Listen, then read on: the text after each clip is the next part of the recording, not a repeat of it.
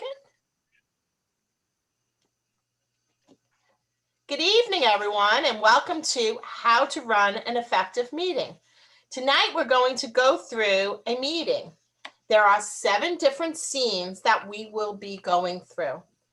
Between each scenes, myself and my co-host, Jackie Wilson, who is our leadership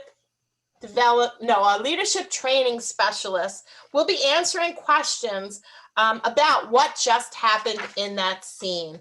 The presenters today on this workshop are all the members of our field team. So I'm going to begin by setting the scene for you. First meeting of the field team PTA is being conducted in the second week of September.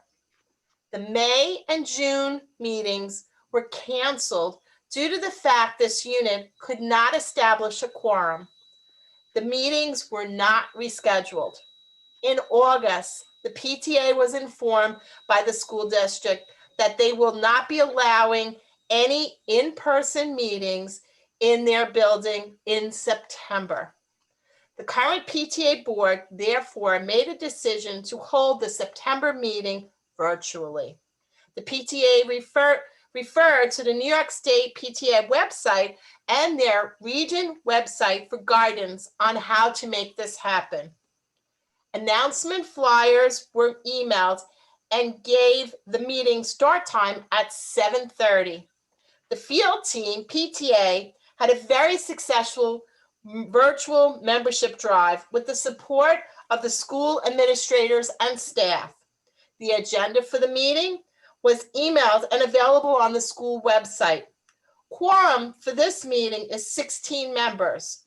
12 have logged on to the meeting, including the officers and principal.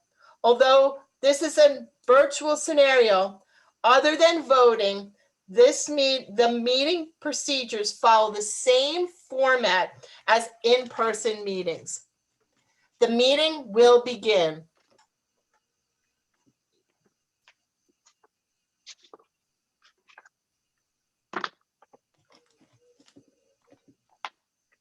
The meeting of the field team PTA will please come to order.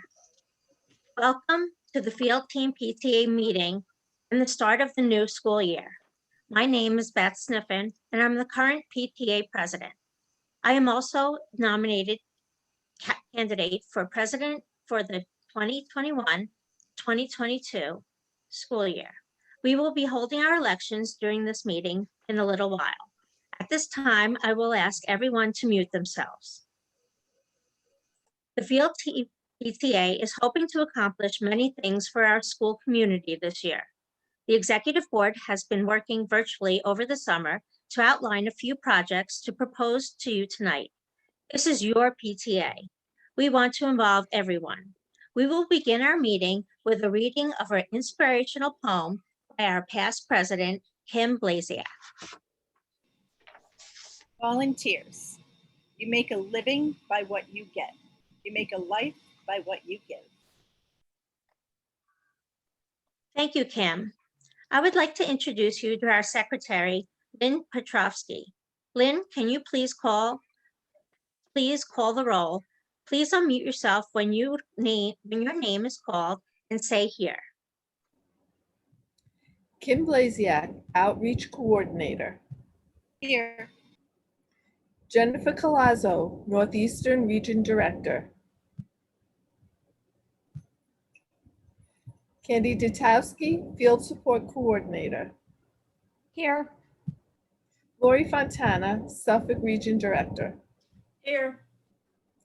Nicole Gavelitz, Taconic Region Director. Here. Helen Hoffman, First VP and Designated Officer of Field Support. Here. Nicole Parada, Leatherstocking Region Director. Here. Lynn Petrovsky, Field Support Coordinator. Here. Elena Rulo, Southeastern Region Director. Beth Sniffen, Westchester East Putnam Region Director. Here. Joan Wapnick, Field Support Coordinator. Here. Jackie Wilson, Developing Training Specialist. Here. Madam President, as per our bylaws, we need 16 members for a quorum. We only have 12. Therefore, we do not have a quorum.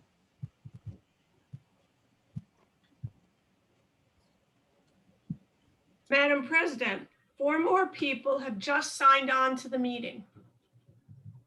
Thank you, Lori. Anyone who just joined the meeting, please announce yourselves.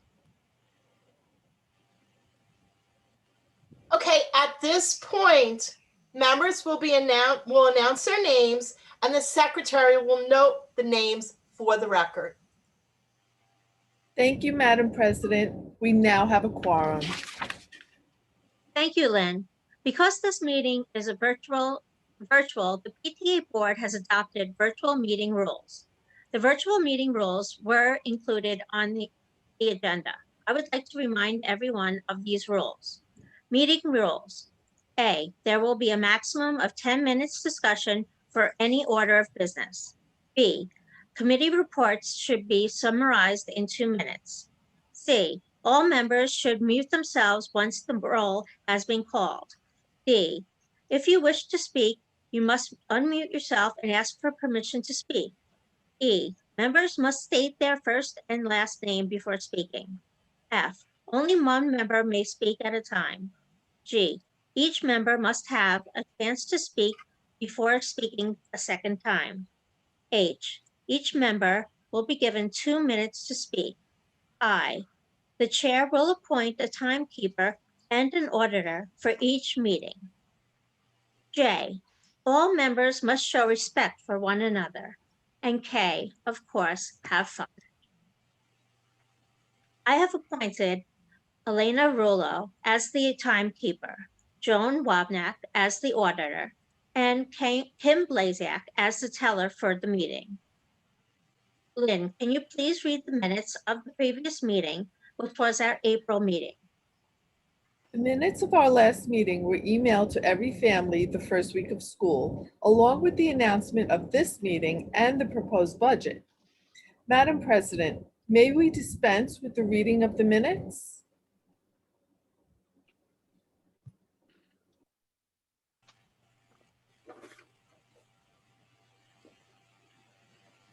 Unmute, Helen. Thank you. At this point, we're going to discuss what just happened in this scene. And I'm going to ask Jackie Wilson, our past bylaws coordinator, and now our leadership development specialist, training specialist. So first of all, Jackie, is it okay to begin a meeting with a pledge and an inspiration? Opening ceremony or inspirational moment is optional. Remember that PTA is non-denominational. Parliamentary procedure for opening ceremonies is inspirational ceremony, then Pledge of Allegiance, and make sure a flag is present. Okay, so I noticed that Beth was holding a gavel and she tapped the gavel. How should a gavel be used? As per Robert's rules, the gavel is wrapped only one time to begin a meeting, to end a meeting, or to bring members back to business during a discussion. Okay, now I got a big question for you. They mentioned something about a quorum. What does it mean to have a quorum? And where do I find it? A quorum for your meeting is the number of members who must be present in order to conduct business. It is listed in your unit's bylaws. You cannot conduct any business that requires a vote to be taken without a quorum. However, reports that require no action, as well as any discussion, can proceed without a quorum present. Once a quorum has been established, in this case, additional members did arrive after the initial roll call, then the secretary would reflect that in the minutes so that any voting can be conducted moving forward. Okay, and I noticed we also appointed a timekeeper. What is the purpose of appointing a timekeeper? When there's a discussion on any topic, you need to be fair to all sides and allow everyone to speak in turn. In a virtual meeting, this can be extremely important to ensure that no one person dominates the conversation. So as the meeting rules stated, each person speaks first, and then another person speaks before that person speaks again. Okay. And I also I noticed we appointed an auditor for the meeting. What is that? Why do we need one? An auditor for a meeting is different from an auditor to review the treasury account. The purpose of an auditor at a meeting is to have a backup for the meeting minutes. In a virtual world, it can become extremely difficult to keep track of all who are speaking and what is discussed. So this auditor can assist the secretary in their role and ensure accuracy in the recording of the minutes. Oh, that's really great. And I noticed that Lynn mentioned dispensing of the minutes. Why would we dispense of the reading of the minutes? The minutes were sent to the membership ahead of time, and they are marked as proposed prior to the meeting and should be reviewed by all members. If there are sections of the minutes that need explanation, or if the minutes were not previously sent to the membership, a member can request that a particular section or the entire minutes be read aloud. The chair asks, are there any corrections to the minutes, and pauses. Corrections, when proposed, are usually handled by unanimous consent. It is generally smoother to do the approval of minutes by unanimous consent, although a formal motion to approve them is not out of order. Such a motion is normally unnecessary unless, for example, there has been a dispute over the accuracy or propriety of something in the minutes. Whether or not a motion for approval has been offered, the chair may simply say, if there are no further corrections or no further corrections, the minutes stand or are approved or approved as read or approved as amended. The secretary will make the meeting merely state that the correction was made to the minutes of the prior meeting without specifying what the correction was. I recommended approval of minutes by consent over making a motion. Okay, that makes sense. Okay, meeting begins again. Is there any correspondence? Yes. We received a note from Justin Dell thanking us for the senior award of $800 he was given in June, and a letter from Nicole Parada, who has a concern about the quality of the playground at our elementary school. I am familiar with Nicole Paredes' letter, the issue that she is discussing. We will bring this forward under new business. Lori Fontana will present the treasurer's report. A comprehensive report was emailed to all members with an agenda. Balance as of April 1st, 2021 is $2,456.97. Total receipts, $295.86. Total disbursements, $145.40.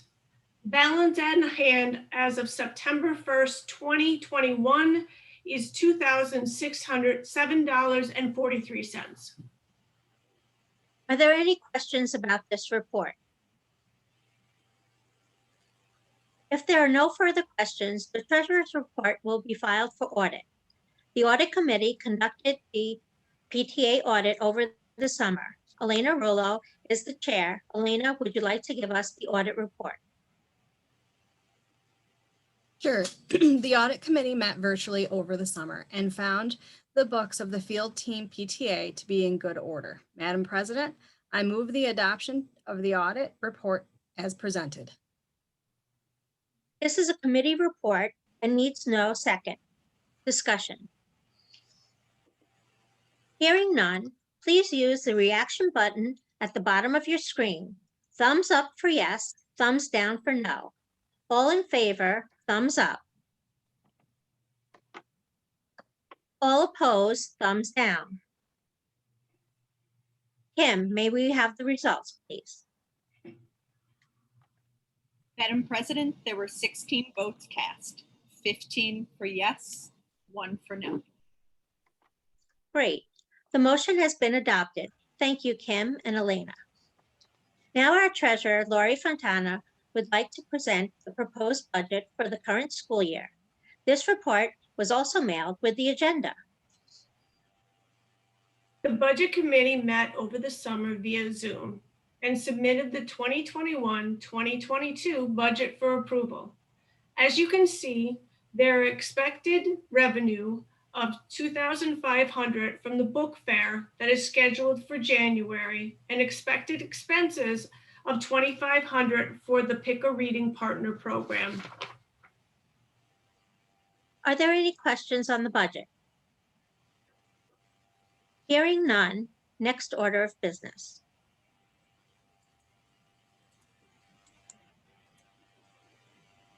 Okay, now we'll stop to discuss. Jackie, when should new business be addressed? New business is generally addressed after all pending current business and any unfinished business has been dispensed with. Okay, so I noticed that Lori gave her treasurer's report. Can you explain the treasurer's report and the importance of it?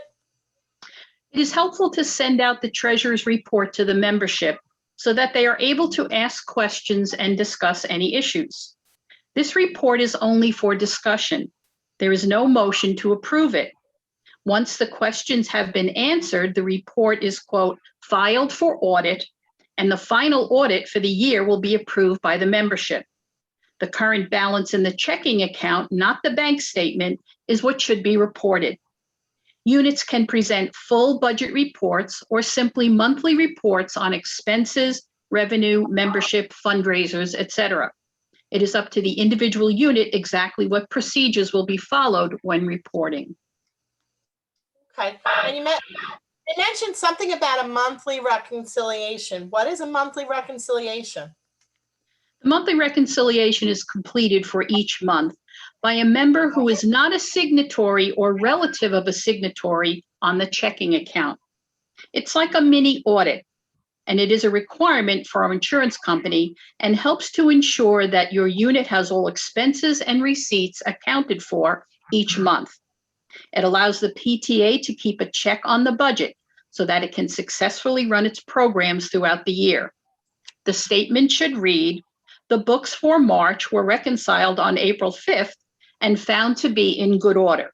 It is important that it is reported at the meeting and included in the minutes along with the name of the person who has done the reconciliation. That sounds important. Can you also explain to me what the audit is? The annual audit is a requirement from our insurance company. It is usually completed after the last statement of the year, June 30th, has been received from the bank. It can be done by a committee appointed by the president or by a professional auditor. It should be approved at the very next general meeting after it is completed, usually the first meeting of the year.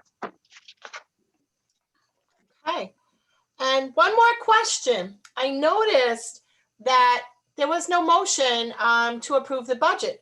Should there be a motion to approve the budget? As you heard in the script, no motion was made or approved.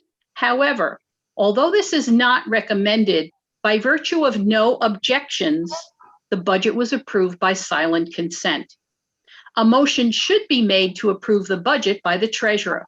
Since it is a committee report, it requires no second. Discussion and questions follow, and then a vote is taken.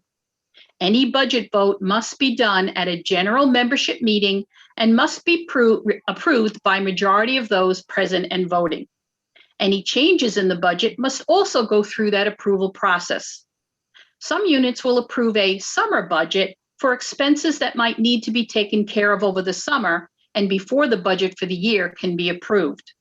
As per this script, no motion was made or approved. However, although this is not recommended, by virtue of no objection, the budget was approved by silent consent. Thank you. Meeting begins again. Our secretary, Lynn, will report for the executive committee.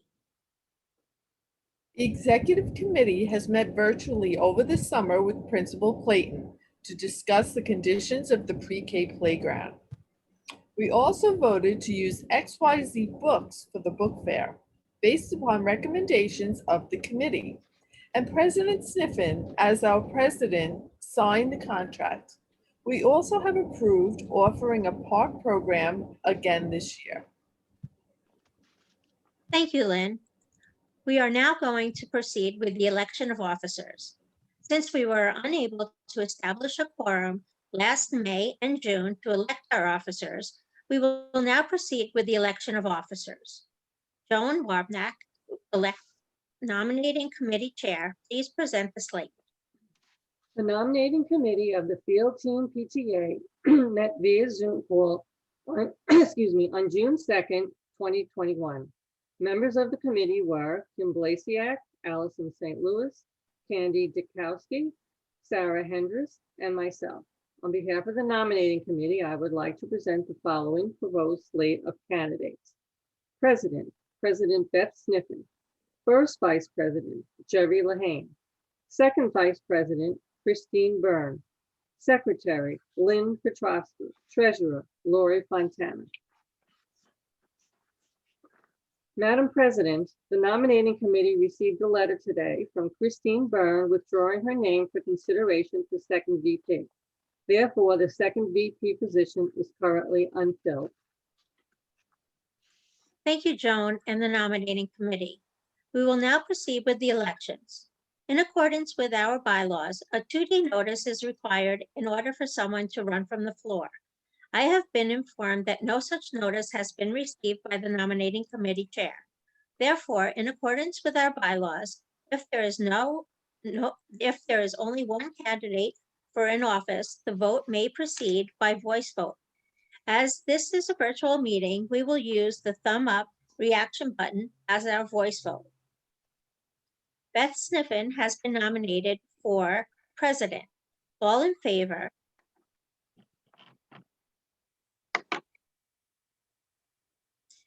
Congratulations, you have elected Beth Sniffen as president. Okay, in accordance with Robert's rules, when there is but one candidate for an office, the candidate is declared elected. Members can only vote against a candidate by nominating an alternate candidate.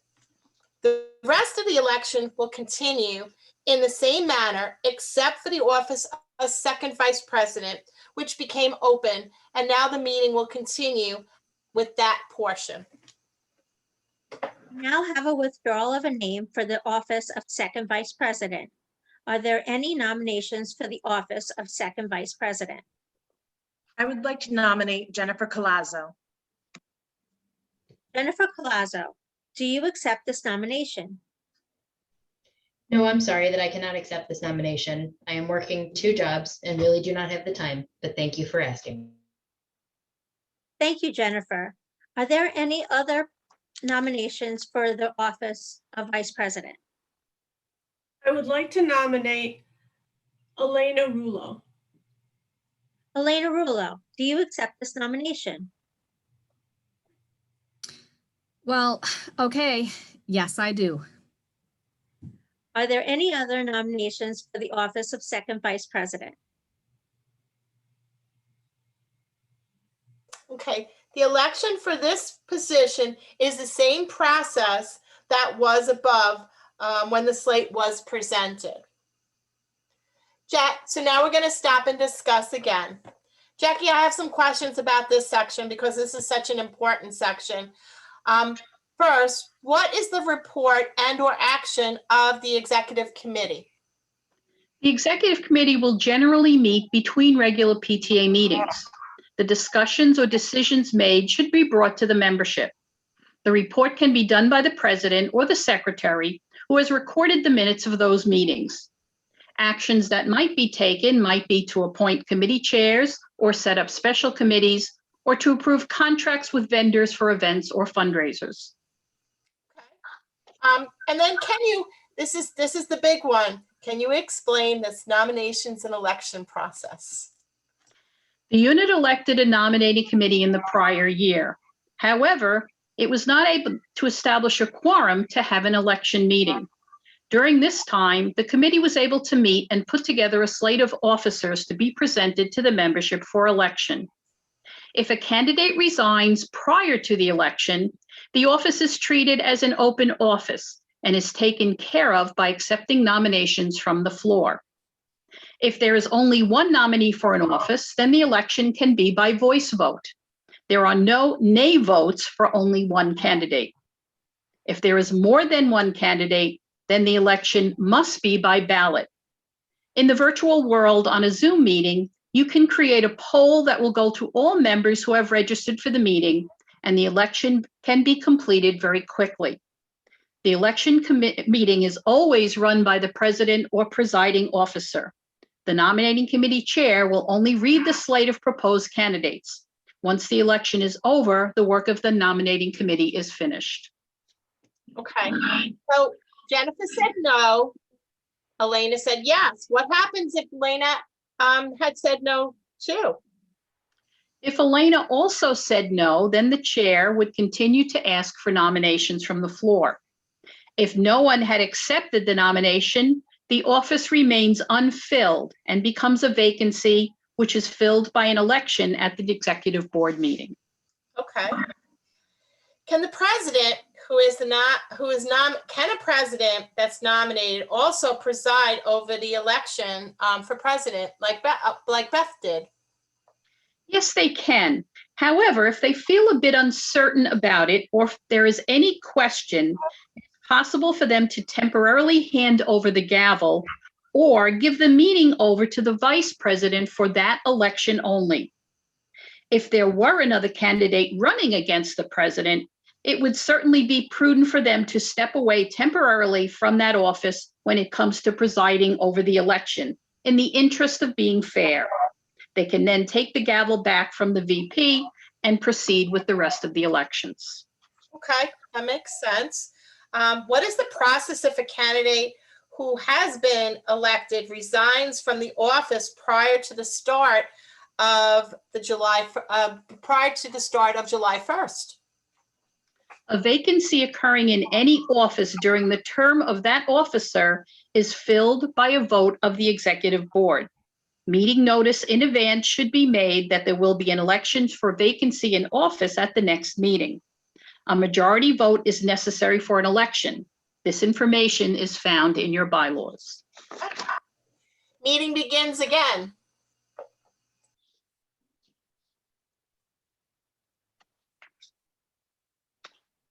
Committee reports. I will now ask for a report from Nicole Gavelitz, Chair of the Book Fair. The book fair will be held on January 27th and 28th in the school auditorium. We will have afternoon and evening hours, and they will be distributed in a flyer that will be sent home in the backpacks. The XYZ Book Company has agreed to adjust the cost of the books to include the sales tax.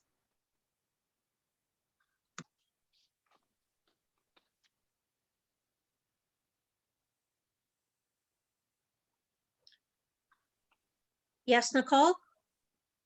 Beretta? Madam President, this is Nicole Peretta. Why can't we offer refreshments for the sale at the book fair that could benefit the PARP program budget? That might be fun. Madam President, this is Joan Wabnick. Yes, Joan? I can donate donuts from our shop and cider from the old mill, and we could ask the local bakery to donate cookies. We could shop at the big box store to get things cheaply too. These are interesting ideas. I would like to suggest that this be referred back to the Book Fair Committee to study and to bring their recommendations to us at our next meeting, which is before the book fair. Oh yes, we'd be happy to look at this. It does, of course, add work if we did offer refreshments. Would anybody be interested in joining our committee? If you would, please email me at fieldteamread@gmail.com.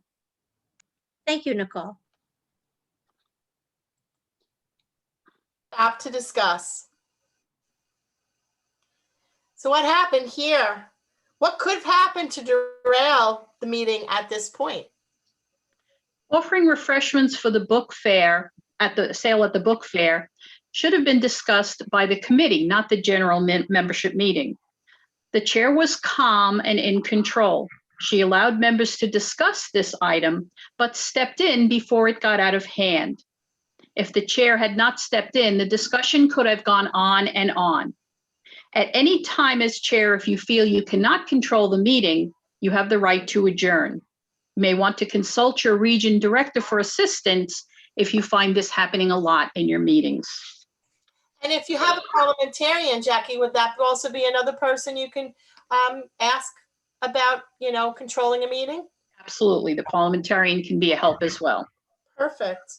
What would have happened if the president had not spoken kindly to Nicole Peretta or Joan Wapnick? If there was no meeting before the book fair, the president said, what the president said was, why would you refer an item back to committee? If the president had not spoken kindly to Joan and Nicole, it could have caused the meeting to become out of order and rather unruly. But however, she did, and she controlled the meeting very well. If there was no meeting coming before the book fair, the chair would suggest that the book fair committee could consider this item next year. When you refer an item back to a committee, it's the role of the committee to bring recommendations to the membership for discussion and approval, rather than try to do this at a general membership meeting. The committee chair has given her information out so that anyone with ideas is welcome to contact her. By doing this in committee, it makes it easier for decisions to be made about procedures for the event and allows for ease of approval and discussion since the committee is in a smaller group. It also helps to facilitate the actions and discuss them in a much faster way. I agree. A smaller group is much easier to discuss something like this.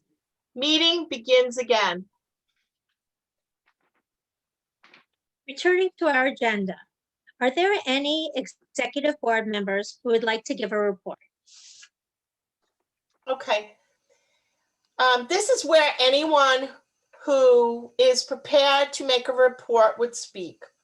A report can be emailed to the president or secretary to be read if the chair cannot attend the meeting. I have a report from the council meeting held on June 1st, 2021. Please present your report. The Field Support Council of PTAs has updated their bylaws. Therefore, all council delegates were instructed to present these bylaws to their unit for approval. Madam President, I move the adoption of the Field Support Council of PTA's bylaws as presented. Is there a second? Madam President, it's Kim Blasiak. I second that motion. Kim Blasiak, second. These bylaws were sent to the membership for review with the notice of the meeting and the agenda. Candy, would you like to speak to the motion? The bylaws were presented at the last meeting. The council bylaws chair stated that there were no changes to the bylaws. The council dues stay the same at $70 per unit. The configuration of the board and executive committee are the same. Does anyone have any questions for Candy? Hearing none, the motion goes before you is the adoption of the Field Support Council of PTA bylaws as presented. A two-thirds majority is needed for approval. We will use the polling feature in the Zoom meeting. Please present the poll. At this time, the poll would appear for all members on the screen. The president will wait a minute and ask the secretary for the results. Results. We have a two-thirds majority in the affirmative. Thank you. Therefore, the field team PTA has approved the Field Support Council of PTA bylaws as presented. Thank you, Candy. Stop to discuss. So Jackie, what is the role of a council delegate? Council delegates represent the unit at the council meetings and bring back a report to the membership. They are members of the executive board and may be elected or appointed according to your bylaws. It is important that units are represented by the number of delegates as designated in the council bylaws. All council delegates are voting members of a council. And Beth mentioned an instructed vote, or Candy mentioned an instructed vote. What is an instructed vote? An instructed vote is a special vote used by a council to approve budget, bylaws, or to take a district-wide position of items of importance, such as supporting the budget, the school budget. Each member unit votes individually. The unit membership must approve the item. The council delegate then represents the unit's vote at the council meeting. What happens once the unit takes a vote on the bylaws? What happens next?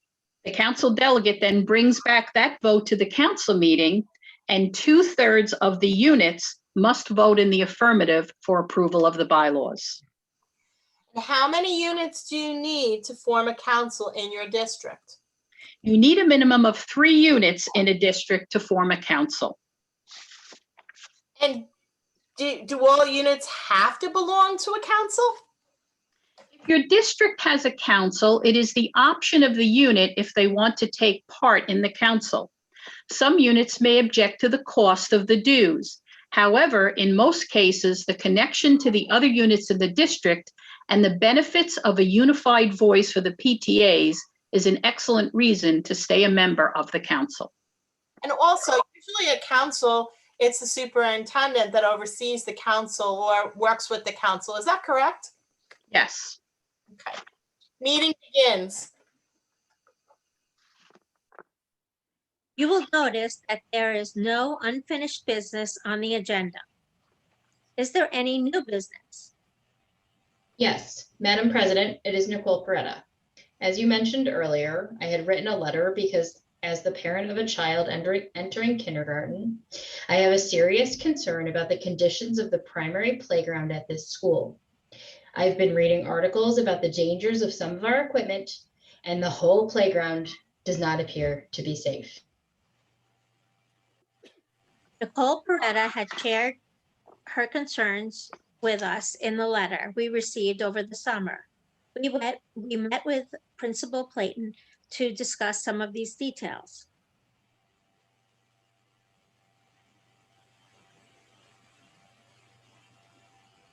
Madam President, it seems it is Jennifer Clazo.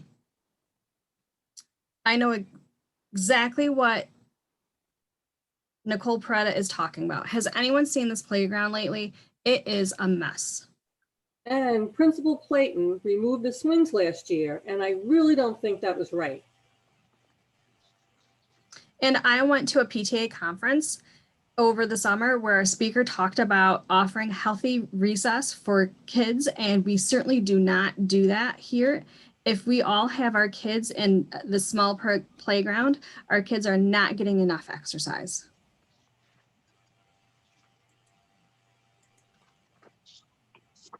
Stop to discuss. Okay, Jackie, I got another question for you. What is unfinished business? If there had been unfinished business, the president would know because it would be obvious in the minutes of the previous meeting. The secretary can helpfully call it to the group's attention. Unfinished business can be a motion that was pending when the previous meeting was adjourned, items that were on the agenda of the previous meeting but didn't get taken up before the meeting was adjourned, and items that were postponed to this meeting or a designated meeting. And what can be brought up in new business? How can the president address issues brought up by a member? Under new business, members can address areas of interest. A member has an issue that they would like to be addressed regarding the playground. At this time, the chair does not have the appropriate information to give the member. The chair should suggest that this issue be referred to committee. The chair could ask for a motion to refer to a special committee, which must be seconded. A special committee could be formed at this time, and members who are interested could participate on this committee. A small committee of 3 or 5 people could get more accomplished than the larger general meeting. Totally agree. Meeting begins. I only have one announcement. The next meeting of the Field Team PTA will be held on October 15th, 2021. At that time, we hope to meet in person. A flyer will be emailed to all. It would be my pleasure now to introduce Principal Platt, who will share her observations about the first few weeks of school. Okay, at this point, you may adjourn the meeting if you like by using this language. Thank you, Principal Clayton. If there is no further business, the meeting is adjourned.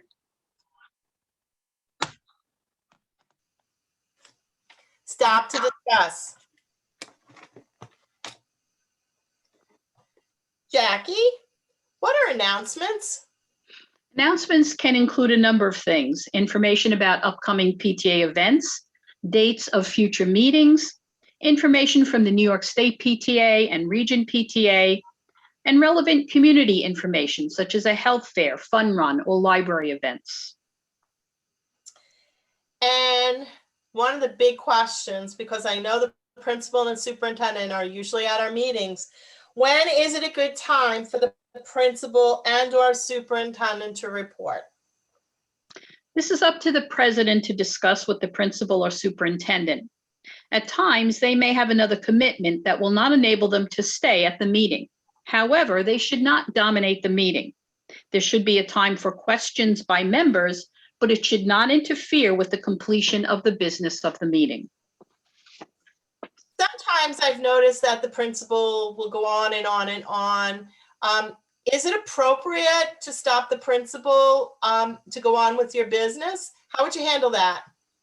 I would just kindly ask the principal if they could, if members could refer their questions to the principal in writing, and then that could be dispensed with the discussion, and then they could be asked of the principal at a later date, especially if you're talking about doing an important meeting such as an election meeting, and you want to make sure you have your quorum available for that election. So, you know, again, the discussion between the principal and the superintendent or the unit president is so important. So that those kind of parameters should be set ahead of the meeting. And again, it also allows for people to realize that, you know, this is not, you know, to tell the principal this is wrong or that is wrong or the other thing is wrong. Those discussions should be done in private with the principal and the parent.